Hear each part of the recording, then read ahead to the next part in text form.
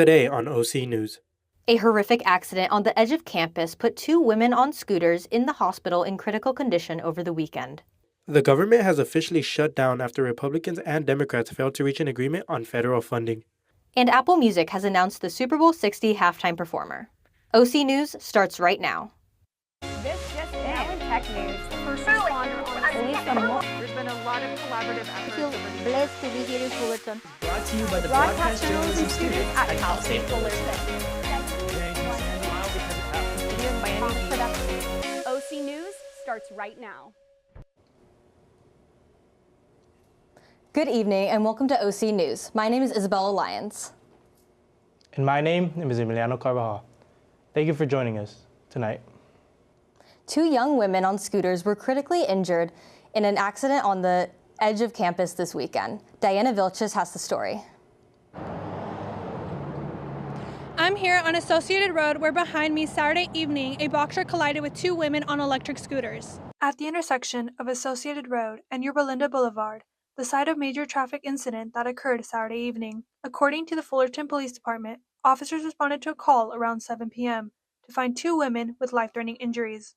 Public Information Officer O'Neill from the Fullerton Police Department provides more insight. Fullerton Fire, along with the police department, responded to that location and located two females in the roadway and scooters, along with a white box truck in proximity to that. Electric scooters have become increasingly popular in Fullerton, raising concerns about safety and regulation. According to the recent college study done by the American College of Surgeons, the annual cost of e-scooters hospitalizations rose nearly 5 times over between 2016 and 2024. With anybody that's going to be riding any type of electric scooter, electric bike, obviously follow all the rules of the road, wear safety equipment, and just be on the lookout. Preliminary investigations indicate that the two women suffered severe injuries, and both victims were immediately transported to a local trauma center. Due to the victims' current conditions, HIPAA privacy rules prevent the Fullerton Police Department from providing further information about the victims. This is an ongoing investigation. More details will be released as they surface. If you have any information related to this incident, please contact Fullerton Police Department or Detective Jonathan Munoz. We'll bring you the latest development on the story. I'm Diana Vilches with OC News. The U.S. federal government shut down today due to spending disputes between Democrats and Republicans. Neither side was willing to give in. As a result, no funding bill was passed. After Congress failed to reach a settlement, the U.S. federal government shut down at midnight of October 1st. Many non-essential functions are on hold because many federal employees resigned.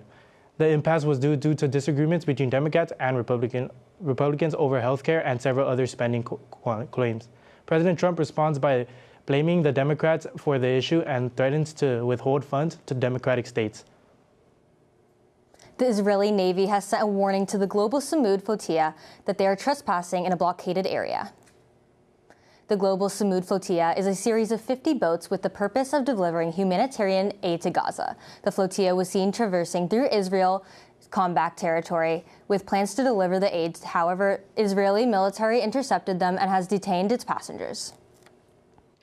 Hamas is currently reviewing President Trump's peace proposal to end the war in Gaza. Officiators have met with Qatar, Egyptian, and Turkish officials to discuss President Trump's peace plan. President Trump has said that Hamas has 3 to 4 days to give their response. The president hopes that Hamas will agree to a disarm deal and of a deployment of an international stabilization force in Gaza. Turning Point USA makes its first return to Utah after the death of Charlie Kirk. The Turning Point USA organization, founded by Charlie Kirk, has made its first comeback in Utah after its founder's murder on September 10th. Event coordinators have heightened security measures to ensure the safety of everyone attending.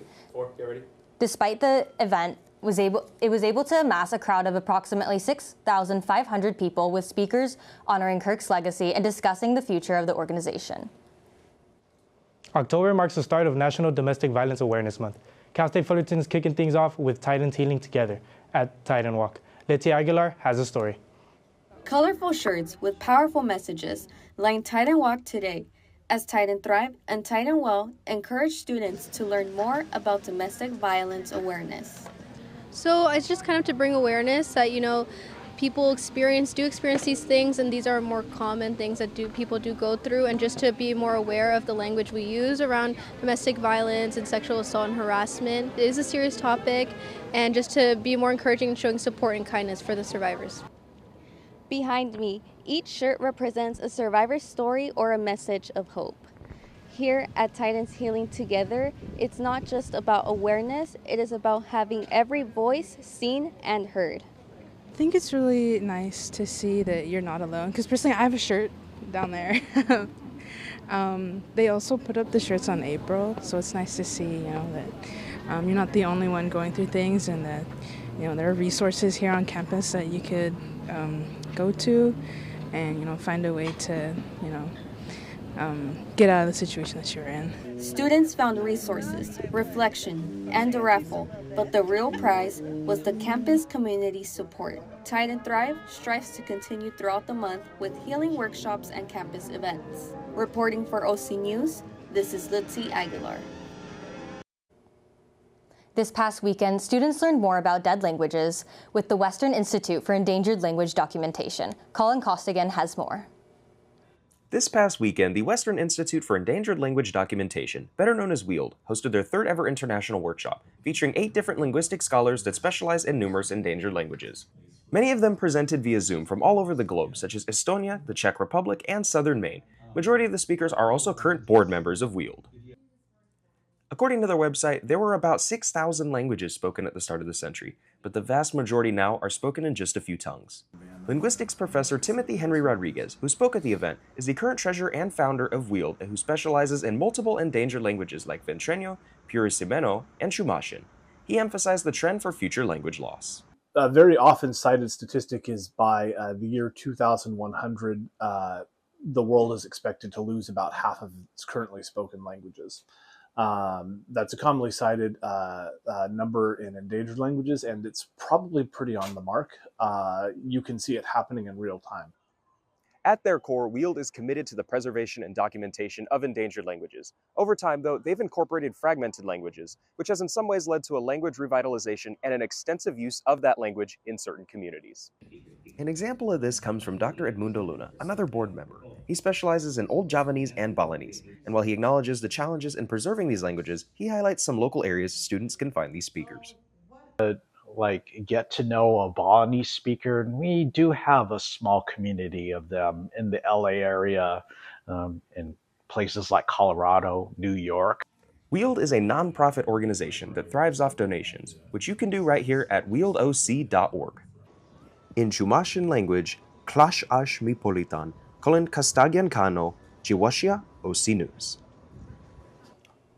We have to step aside for a quick commercial break, but when we return, Sergio Gonzalez is going to help us make sense of the ever-changing weather here in SoCal. And Noah Shearson brings us an update on the NFL, WNBA, and our Titan water polo team.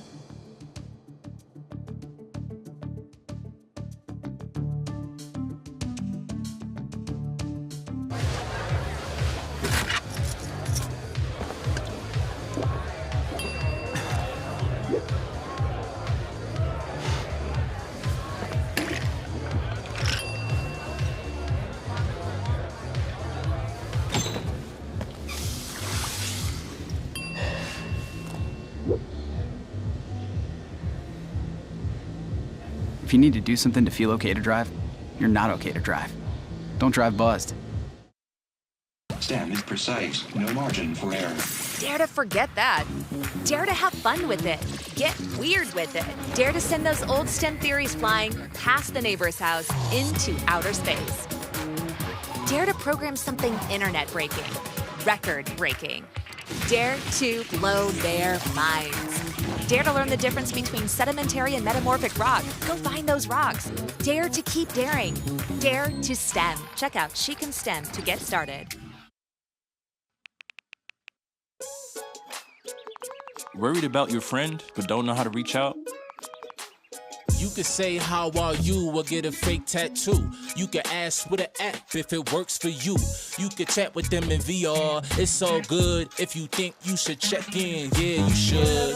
Whatever gets you talking. Reach out to a friend about their mental health. Whatever gets you talking. Learn how you can help at seizetheawkward.org.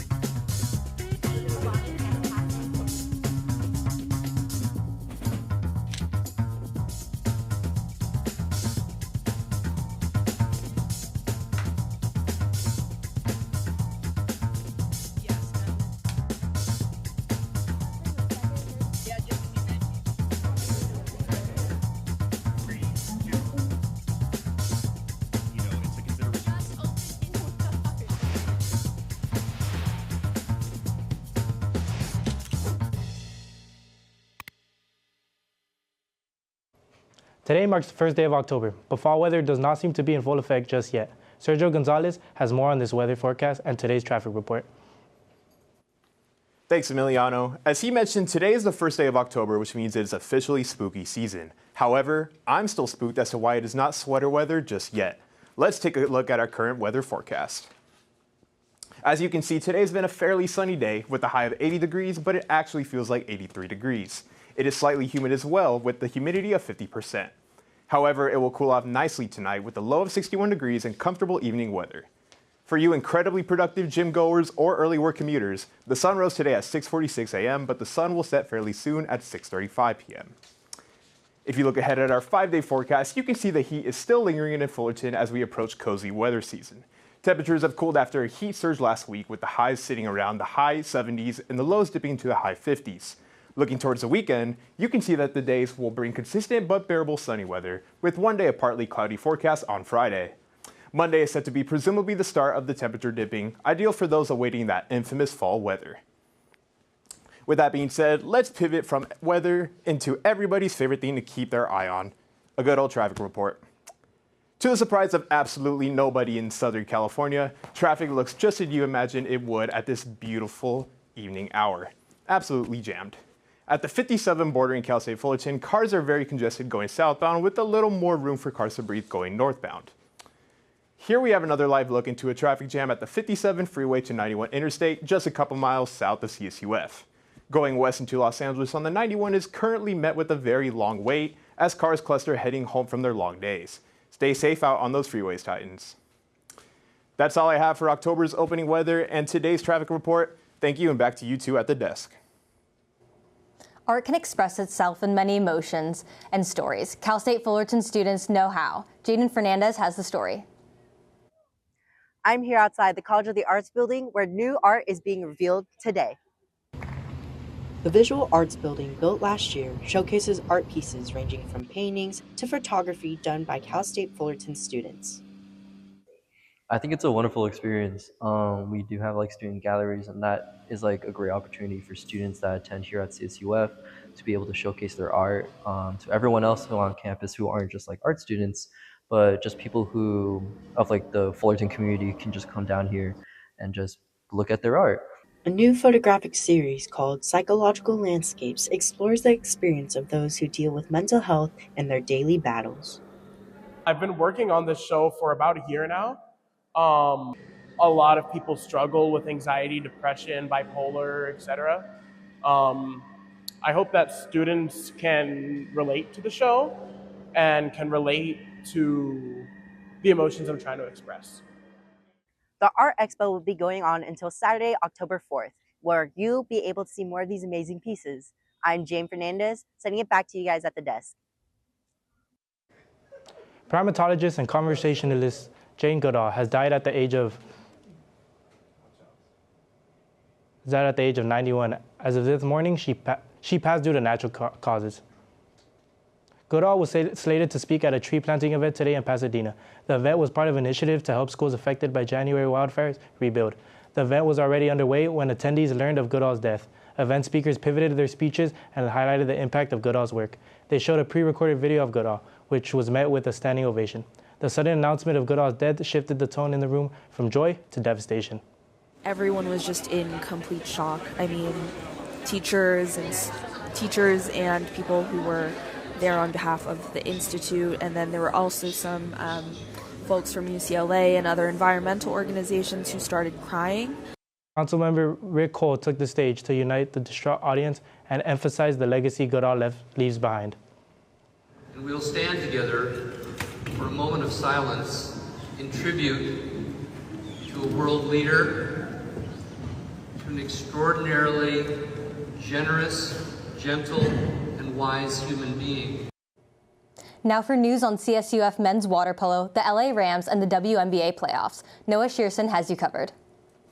Thank you, Izzy. We're going to dive right in with water polo as Cal State Fullerton's men's team played the CBU tournament. Coming off an undefeated Fullerton mini tournament, the Titans started out hot as they defeated Austin College 19-6 with a huge effort from Francesco Schiaffino, scoring a hat trick. After that was Biola, which Fullerton nearly lost the lead to, but it was too little, too late for the Eagles, as the Titans finished with a 12-8 win. Day 2 was more of the same, as Fullerton beat Concordia 8-6 in a defensive matchup and Occidental 19-12. Fullerton completes the sweep to improve to 11-7 going into the Gary Toyer tournament this Friday in Claremont. Let's kick off football with the Indianapolis Colts facing the Los Angeles Rams at SoFi Stadium. The Colts and the Rams went back and forth all game, but early in the third quarter, quarterback Daniel Jones found Adonai Mitchell deep, and he might go all the way, but no. Mitchell lets go of the ball at the very last second to turn it over to LA. These teams continue to exchange blows, but going into crunch time, Matthew Stafford finds Tutu Atwell on the first play of the drive for an 88-yard touchdown. This was Atwell's second catch of the season, and it couldn't have come at a better time.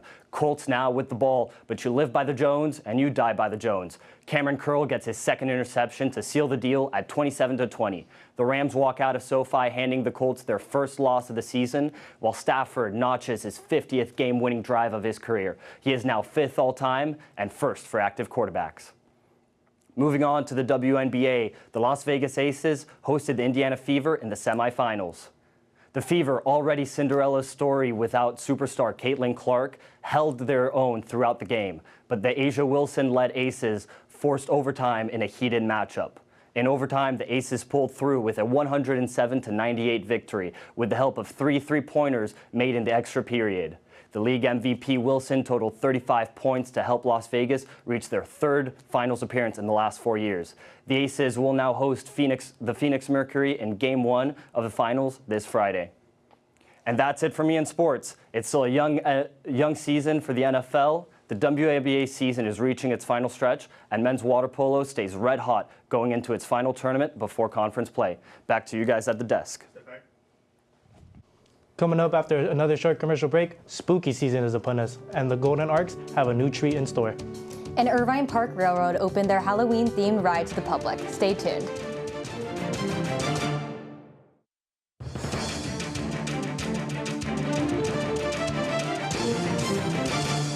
What does it take to discover the greatness within you? It takes resilience. When I first got to Cal State Fullerton, I felt lost. Then I found my community. It was like a caring family cheering me on. I wasn't sure about being a chemist. My professors showed me I could. People believed in me here, and I learned to believe in myself. Discover the resilience within you at Cal State Fullerton. How prepared is your family if a wildfire shows up at your doorstep, or a flood, or an earthquake? You can't just turn away a natural disaster. That's why it's important to go to ready.gov/plan now. It has the tools and tips you need to make an emergency plan with your family. So if disaster comes knocking, let's go. You'll be ready to help keep your family safe. It's just a pizza. Yes. Make a plan today.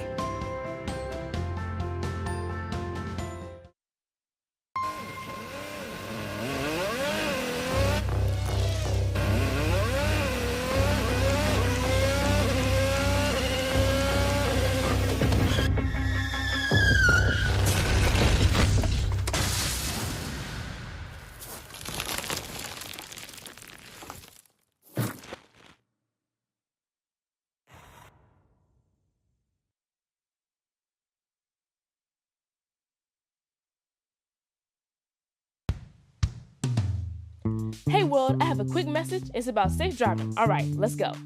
Anytime you're driving, have the seatbelt buckled tight. Both hands on the wheel and your phone out of sight. When not in your hand trying to text somebody back. Because if you do, your car might get smacked. The moral of the story, just put your phone down. The people on the road will stay safe and sound. Put your phone down, put your phone down. People on the road will stay safe and sound. Yeah.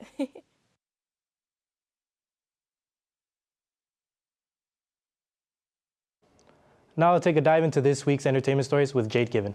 Thank you, Emiliano.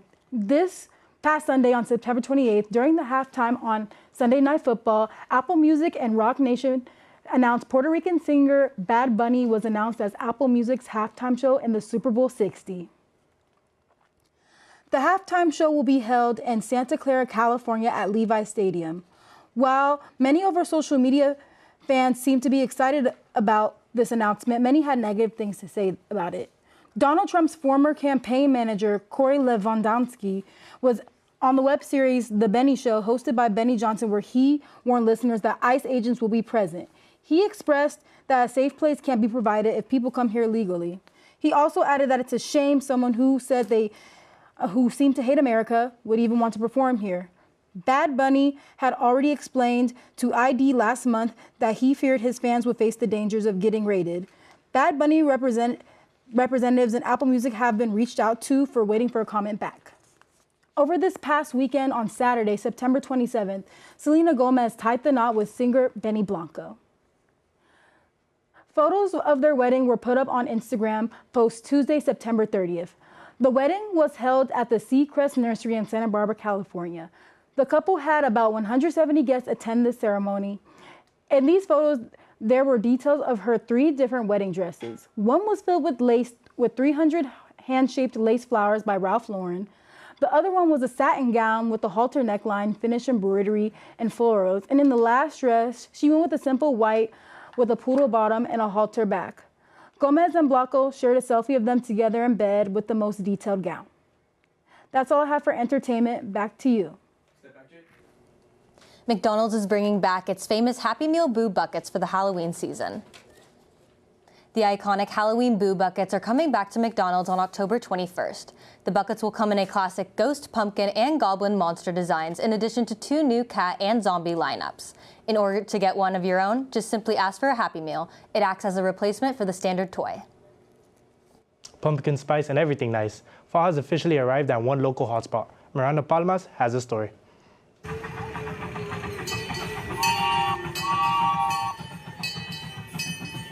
Fall is officially here, and one of Orange County's favorite traditions is back.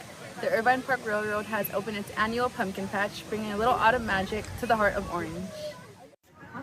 Visitors can take a ride on the historic train, wander through rows of bright orange pumpkins, and stop for a picture-perfect fall photo op. But there's more than just pumpkins. Families can enjoy hay rides, bounce houses, carnival games, and even a haunted house for those looking for a little scare. While kids come for the pumpkins and the train rides, parents might be surprised to learn they're also stepping into history. Irvine Regional Park isn't just home to the railroad, it's actually the oldest regional park in all of California, dating back to 1897. Well, I've been coming here my whole life. My parents came here when they were dating. I come monthly, whenever I want to just feel the trees and be here and enjoy the land and the people. From its historic roots to its festive traditions, Irvine Park continues to be a place where the community comes together to celebrate the season. For OC News, I'm Miranda Palomas. Speaking of pumpkins, it's October 1st. Halloween's right around the corner. And Miliana, what's your favorite fall activity? I really enjoy watching scary movies. Even though they keep me up at night, I enjoy them. What about you? I'm also a lover of horror movies, but I do love going to the theme parks when they're Halloween themed, just feeling the spooky season vibes. Anyways, that's all we have for today at OC News. My name is Isabella Lyons. And my name is Emiliano Carvajal. Make sure to follow us on social media at TitanTVCSUF and OC News CSUF. Thanks again for watching.